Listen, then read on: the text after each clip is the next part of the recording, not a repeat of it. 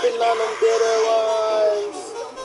Good evening, everyone. Welcome back once again to Vicious Rants. And of course, I'm your host, your YouTube messiah, often imitate, never duplicated superstar Tim Vicious. And we are talking about Survivor Series was in Los Angeles, California. And before we get into that, first things first, as always with the big fours, they always do. They typically have the takeovers at on those weekends. This one was no different. Takeover, War Games, hell of a show. Hell of a damn show. Really was impressed with the way they wound up making Johnny Gargano's heel turn work. With that was really nicely done. Ciampa, Velveteen Dream, seeing Dream come out dressed up as Hollywood Hogan was way cool. The match itself between Ciampa and Dream, exceptional. Hands down, probably my favorite match of the year. And whereas War Games itself was, man, if you thought those motherfuckers couldn't top last year, man, they freaking did it. You know? And just, wow. Now with that said, on with the main show. Survivor Series, Los Angeles. Start off with the pre-show match, tag team Survivor Series match, and 10 on 10 tag team, man. Ugh. I'm sorry, that's too much for the too many people. Too many different things and angles and all that. Just ugh. I mean, my son, my 9-year-old son, was watching it. I didn't say nothing to him, and he just looks at me with the straightest faces. Daddy, there's too many people on there. How are they going to run on the ropes? You know, if the 9-year-old sees that, without any coaching or anything like that, what the fuck? And when they were trying to work the ropes, it was just, ugh. But anyways, it was SmackDown team, New Day, the Good Brothers, Gallows and Anderson, the Clones or Colons, when you see their names written out. Sanity and the Usos going against the Revival, Lucha House Party, the Ascension, the B Team, and Roode and Gabel. Now Kalisto, he started off, and at one point in the match, wound up looking like he tweaked his knee and he popped it.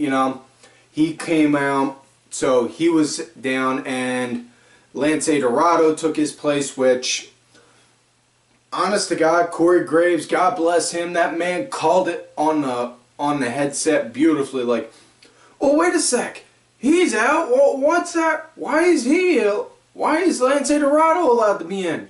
What's to say then if Killian Dane or Eric Young can't, then Alexander Wolf should be allowed to. He was pulling that, and makes perfect logical sense. But it was just, ugh. Now, and normally with the Survivor Series matches, typically you don't really worry too much about the match itself until you're down to like the last handful of people. So basically on how the eliminations went, it was, trying to think now, it was the Clones getting rid of them, and then, fuck, damn it. See, too many fucking people, too many freaking bodies and everything going around. At the end, though, it was the Usos and Gabel and Roode. I would love to go over all of the eliminations, but honest to God, I'm too many bodies, too much movement, it was just too much for my brain to process, so yeah. And so basically came down to the end with Usos and Gabel and Roode. That was pretty decent. Match came to an end with the Usos. They wound up hitting a super kick. Or actually, I'm sorry, it wasn't the Roode. It was the Revival. And the Usos hit a super kick on Scott Dawson and then did the Superfly Splash. 1, 2, 3. That was it. Now, next up, the women's. So now on to the main show. Women's Survivor Series match. Now, during the pre-show, Ruby Riott and Natalya got in it. And so Alexa Bliss took them both off the team.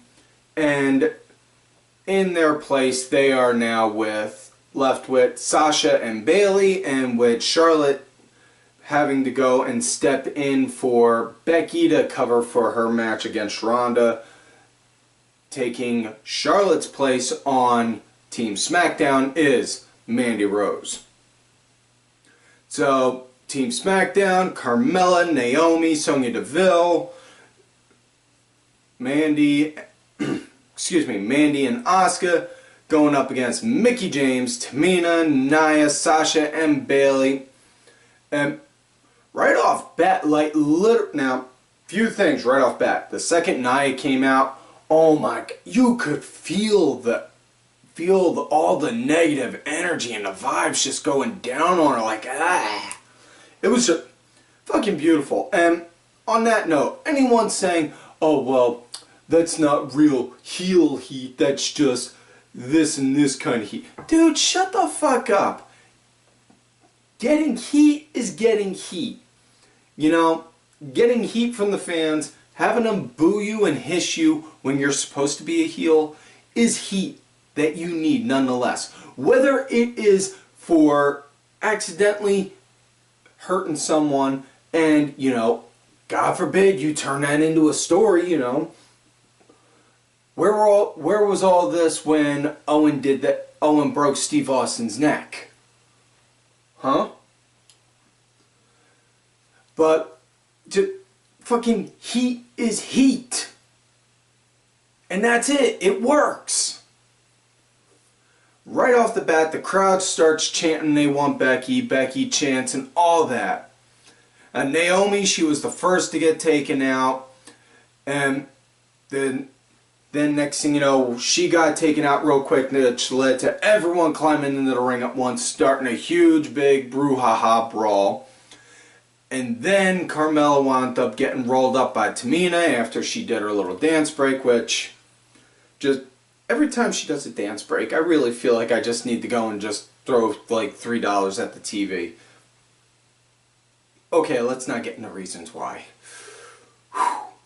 But yeah, Carmella's then out. Then Mickie winds up getting taken out by Mandy, which, honest to God, you know, and I don't think this gets said enough about Mandy Rose, but she has improved leaps and bounds over this past year.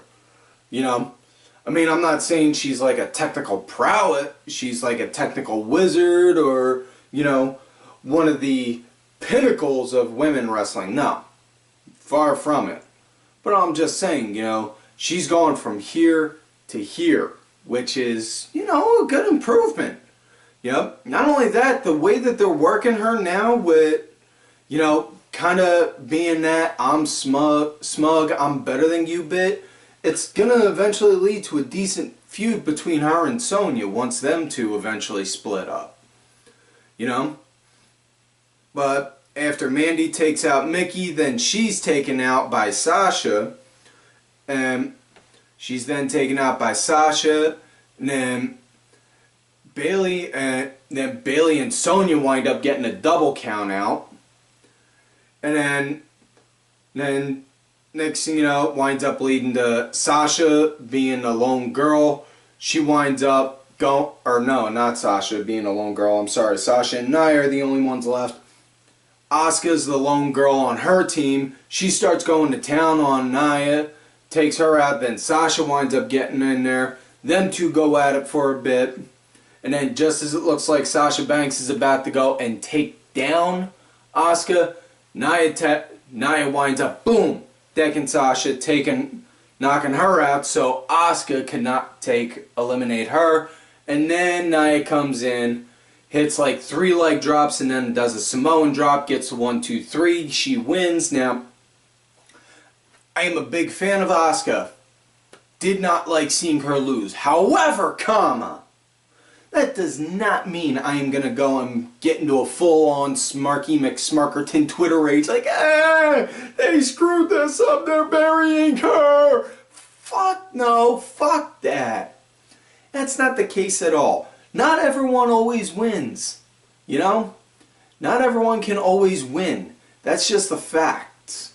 But, either way, think about it like this.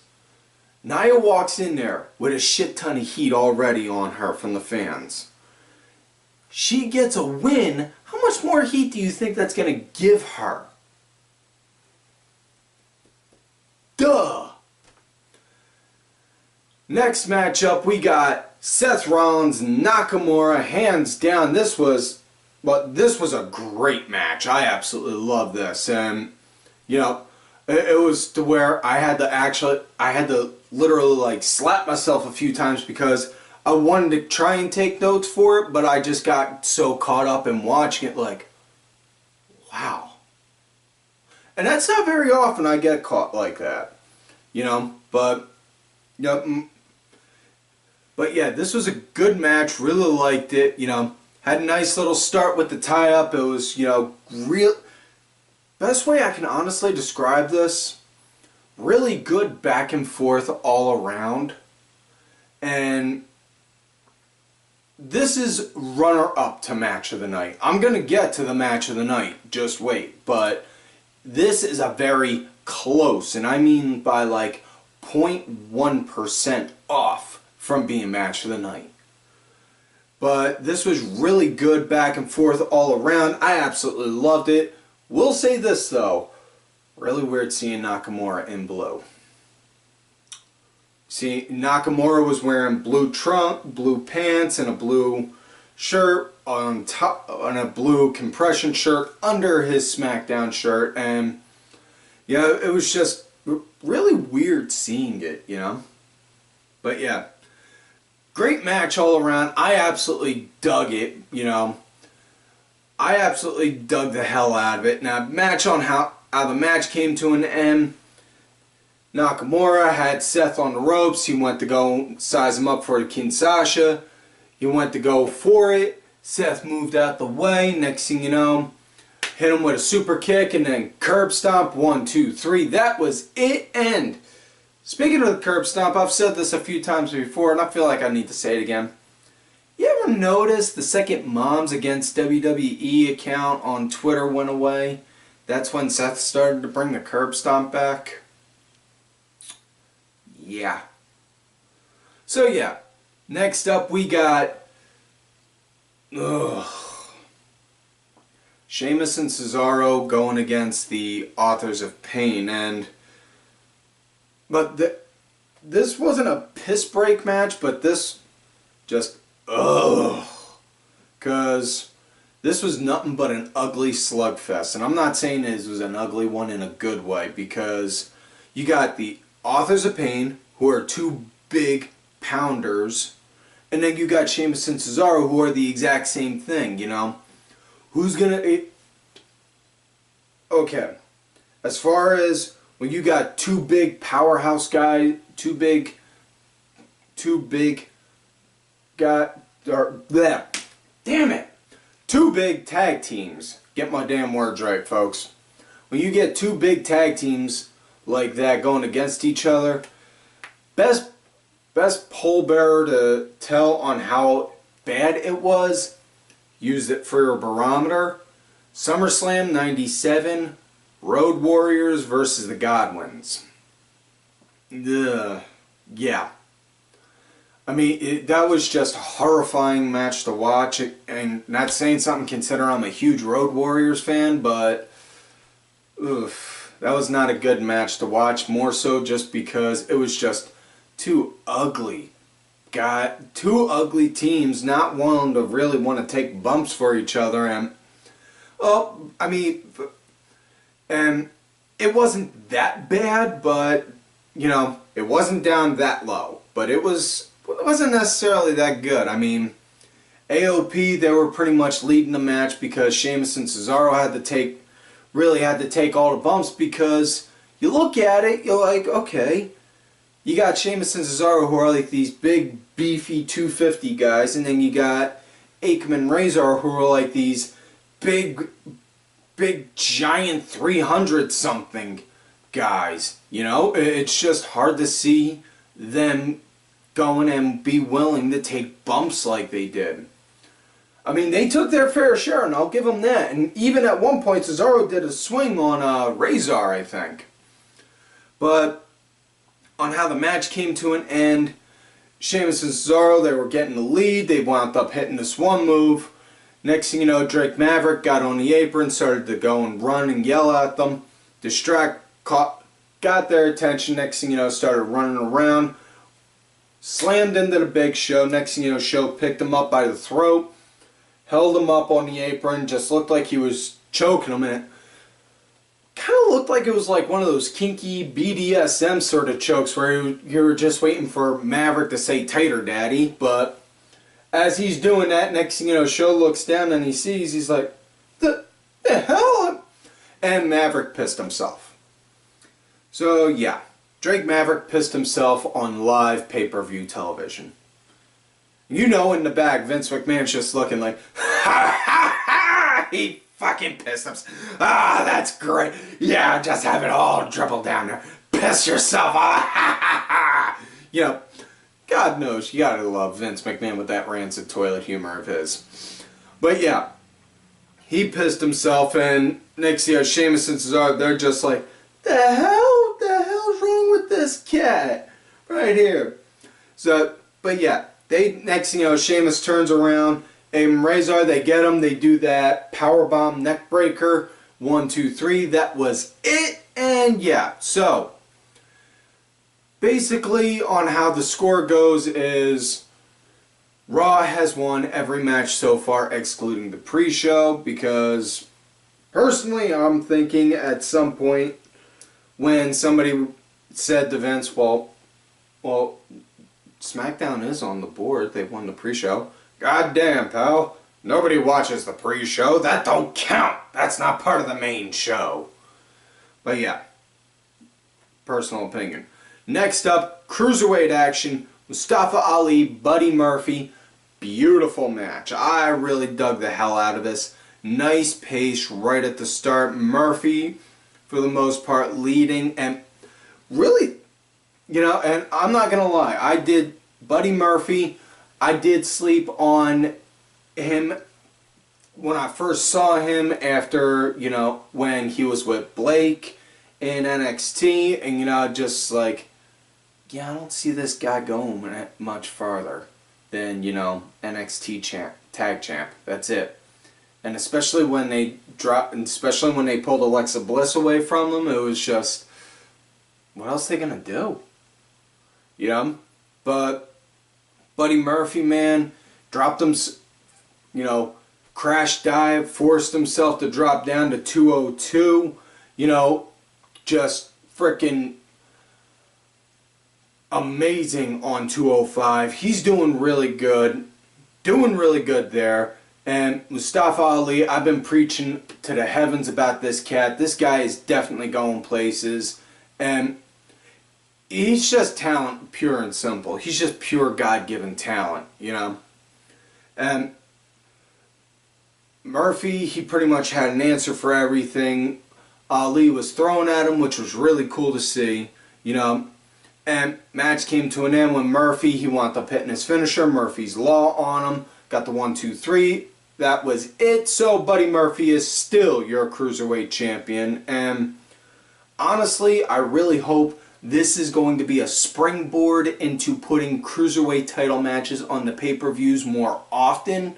Because, yeah, the Cruiserweight division, it's now progressed. When it first started, it was more so everyone wanting to see high-flying big spots, and now they're putting more story into the action, into the show. And honestly, I really want to see this go, because I don't know about any of y'all, but personally, I would love to see 205 be its own separate brand. You know, you got WWE, you know, you got Raw brand, SmackDown brand, NXT brand, and then the 205 brand. I would just love to see it go like that. You know? That way you could just, that way it's just, you could say you got that. You know? So yeah, next up we now got the traditional team brand Survivor Series match. Team Raw, Bobby Lashley, Finn Balor, Dolph Ziggler, Drew McIntyre, and Braun Strowman going against Team SmackDown. The Miz, Jeff Hardy, Samoa Joe, Rey Mysterio, and Shane McMahon himself. And this, not gonna lie, I was really hoping at one point we were gonna get Joe and Braun in the ring at the same time, but Joe was taken out really quick via Drew McIntyre, and you could just feel the, and again I said this earlier with Nia, but the same thing, you could just feel the energy get taken out, like no, and it was just boos and yells all over, like bullshit, bullshit, and I for one thought that too. It was a ton of bullshit. I wanted Joe to be in there, and I wanted him to be a heavy hitter and just freaking plow through the guys. But, yeah, it is what it is. It's a matter I don't have any control over, so I got no sense in bitching over that. But, next thing you know, just, there was a lot of action going all around. At one point, Strowman, he got put through the German table. All the SmackDown guys started pummeling on Strowman. They laid him out on the table. Next thing you know, Shane got up to the top rope. Randy Savage elbow dropped, put him through it. And so basically on how the match wound up going, it was, for the most part, for the most part, Raw only lost 2 guys. You know? Excuse me. Raw only lost 2 guys. They lost Finn to Rey Mysterio, and they lost Dolph Ziggler from Shane McMahon hitting the coast to coast on him. And what was funny was, after Shane hit the coast to coast, he went and he got tagged out. Miz started going in, and then they got, what was it? They got McIntyre. No, not McIntyre. Lashley locked into the one corner, and not even like a whole 3 minutes after doing the last coast to coast on Dolph, Miz goes to Shane like, get him again, get this one now, and Shane looks like he can't even stand up, and he's like, fuck it, climbs up. Next, you know, as he's in mid-air, Strowman right out of nowhere, boom, hits him with a frickin', just slams his forearm into him. Looks like he frickin' punched a hole in his chest. So, yeah. But yeah, next thing you know, Jeff got taken out by, oh yeah, I already mentioned. Well, no, Jeff got taken out by Rey Mysterio, and then, but yeah. Shit, now I'm trying to remember. Fuck. Jeff got taken out by Ray. And then Ray got taken out by Braun Strowman right after that. I'm sorry. See, too much going on all at once. My brain couldn't process that all. I've fucked up on that. That's the one thing we don't hide on this show. We don't hide the fuck ups. But yeah. Braun took out Ray, and then Miz got taken out by Braun, and yeah.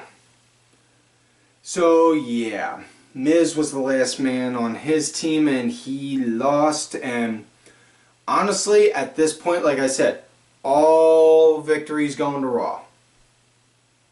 Now, next up, this was hands down the match of the night, right here. Charlotte going against Ronda Rousey. This nice little brawl at the start of it, you know. Liked on how Charlotte was working on Ronda's knee. And Charlotte was really owning Ronda, man, and at one point Ronda's mouth got busted open. Charlotte, she popped her in an elbow right in the side of the face, but I don't know, this could just be me, but it kind of looked like Charlotte wound up gassing her. It looked like she gassed Ronda, because she really just, this was the most physical match she's been in yet, and it was just like, whoa. Does this girl really, can this girl really go the distance like that? You know, like, yeah, I mean, with wrestling, you don't get 30 second to a minute and a half breaks in between rounds like you do in MMA. No, you go a straight 5, 10, 15, 20, 30, 40, even sometimes 60-minute matches. You don't get, you know, and if you don't get rest holds in, well, you know, you better have some damn good fucking cardio to be able to go for that long. But yeah, Ronda, she just pretty much got owned royally by Charlotte. And it was a sight worth seeing. Match wound up coming to an end. Ronda technically won via a DQ because at one point, Charlotte, she just grabbed the Singapore cane and wham! Cracked it over Ronda and just kept going at it until the stick broke.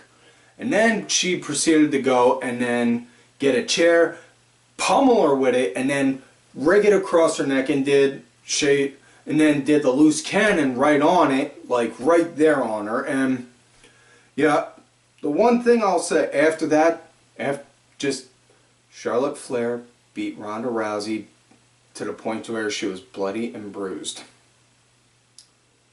You know, I'm not typically one to quote men, but in the words of the great Ron Swanson, just saying that gave me a semi. But yeah, it was just wow. Great all around with that, just wow. You know, now after the match, Ronda, she wouldn't let the medics handle her. She had to walk. She walked back on her own fruition, which was great to see. However, the following night on Raw, she came out all smiles, cheers, happy-go-lucky. No, come out there looking annoyed, look mad. You know. Now,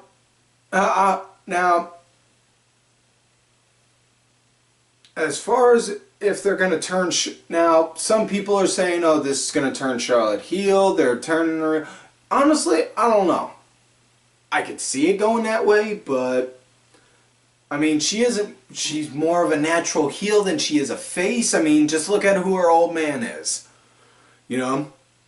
But, yeah. So, yeah, Matt, that was that. Now we're coming to the main event of the night. Brock Lesnar going against the new WWE Champion, Daniel Bryan, who won the title the Tuesday, the go home edition of SmackDown Live. And honestly, first thoughts, they gave Daniel Bryan the world title just so he could get murdered by Brock Lesnar several days later. Okay, I'll allow it. And that is exactly what happened. Bryan, you know, we'll give Daniel Bryan credit. He was playing mind games with Brock, like, all right, come on, and then just, you know, just like Kevin Owens, just walk around, pacing, messing around, like, yeah, maybe, I don't know. You know, running circles, this, that, and the other, and then Brock proceeded to get him and pummel him. And not just with Germans, but belly to bellies, and just suplex, multiple different types of suplexes, which was really cool to see. And Bryan, he started to build up a small comeback, albeit short-lived, but it did look like it was a Hail Mary pass about to get pulled off. And I will say this, my savior Paul Heyman did say it best. Daniel Bryan has a direct pipeline to God himself for how many miracles he can pull out, and unfortunately he did not get that this time. But how the match came to an end, Bryan, he had the yes lock put in on Brock, really good, and, you know, really good. Looked like Brock was on the verge of it, and, yep, next thing you know, Brock found a way to got out of it. Next thing you know, got him up. Boom, F5, that was it. 1, 2, 3, that was it. And your winner, and Raw dominating the entire scoreboard because, again, goddamn, pal, nobody pays attention to the pre-show. Excuse me. And one thing I will say that was interesting was, after that, they just showed Daniel Bryan all looking like 3 sheets to the wind, like smiling and laughing at the fact that he just got put on the ass end of an ass kicking, and Brock looking like, bitch, I just hurt you. Do I gotta hurt you more?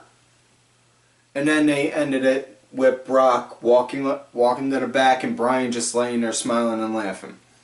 So yeah, wasn't all that bad of a show, but it wasn't necessarily that good either. You know, all in all, between 1 to 10, I'd give this a 6. You know, would have liked to see a little more in-house fighting between both brands, like having guys from Raw that don't agree with each other, arguing with each other while trying to cooperate, and same with SmackDown. But, you know, I just think little things like that, little nuances like that, accentuate the bigger story. But yeah, so that is it for this week's show, folks. So, like all normal, do not forget to like the video, subscribe to the channel, go back, watch some of the other episodes. Make sure y'all look for me on my Twitter at Tim Vicious. You also got another account if I get ghosted or put in Twitter jail, Tim_Vicious. Also on that Facebook gimmick, Tim Ash. If you're gonna look for me on there from here, make sure you let me know you found me on there, on that Facebook gimmick from here, or my Twitter at Tim Vicious. So I don't think you got your creep John going.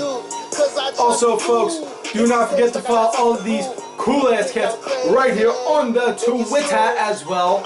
At Some Mulligan, Kenny Killer, my good brother, I am Danny Sunday, DSP_IV, Cranky Grandpa, Dazzy MWP. Huge shout out to my executive producer, Oliver Ben, who did provide the music for this week's show. Music's out there on iTunes, Spotify, and such details are down below. Also, make sure if you want one of these sweet ass Ollie Rewind shirts, talk to me and I'll hit Ollie up for you. Show the man some love and support. And folks, I can always tell you, you love me great, you hate me. Ain't about nobody, it's business. Some of you to me have meaning. Life is creeping up, I'm finished.